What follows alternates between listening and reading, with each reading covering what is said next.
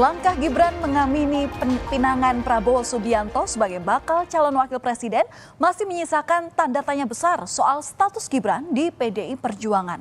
Semakin rumit dan tidak jelas. Di satu sisi, PDI Perjuangan tidak tegas dalam memecat Gibran sebagai kadernya. Namun di sisi lain, Gibran juga tidak memberikan pernyataan jelas mundur dari kandang banteng. Saling lempar pernyataan dari kedua belah pihak ini justru membuat publik pusing 7 keliling. Kenapa PDI Perjuangan terkesan sulit untuk memecat Gibran? Ketua Bidang Kehormatan DPP PDIP Komarudin Watubun menduga jika partainya memecat Gibran akan muncul narasi dizolimi. Komarudin mengatakan secara de facto Gibran bukan lagi kader PDIP. Tak perlu didramatisir soal KTA, kata Komarudin. Seharusnya KTA PDIP dikembalikan setelah Gibran menjadi cawapres koalisi seberang. Tidak perlu lagi didramatisir, kita kan tahu itu. Kalau kita ambil tindakan tegas, pecat, nanti dia gunakan lagi itu. Waduh, saya disolimi. Sudah lagu lama itu. Yang ini jangan, bahkan ini pemimpin-pemimpin muda mereka harus memberi contoh teladan bagi generasi yang akan datang. Ya, harus ada kepastian. Pemimpin itu tidak boleh membuat rakyat menjadi bingung. Ya, tidak. Itu saja. Seorang pemimpin begitu. Gibran sendiri membantah tudingan memainkan narasi terzolimi jika dipecat dari PDI Perjuangan. Gibran bilang tidak memainkan narasi apapun terkait status keanggotaannya di PDI Perjuangan.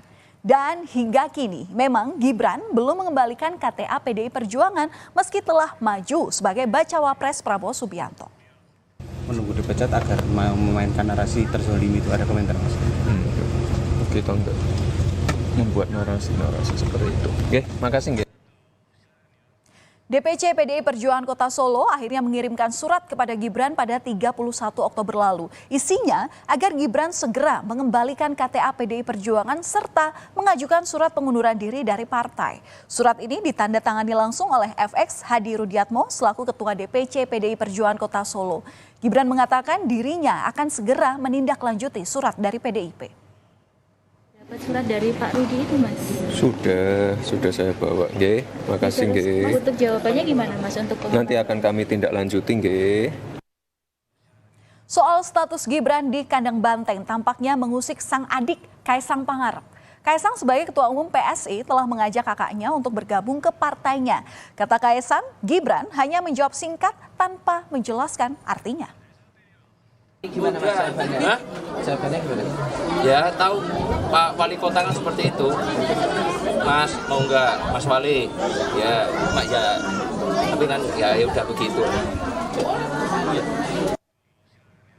Nah, apakah Gibran akhirnya akan menjawab tantangan PDI Perjuangan untuk mundur dari partai? Apa yang sebetulnya menahan Gibran untuk keluar dari kandang banteng? Kita lihat saja apa sikap Gibran selanjutnya.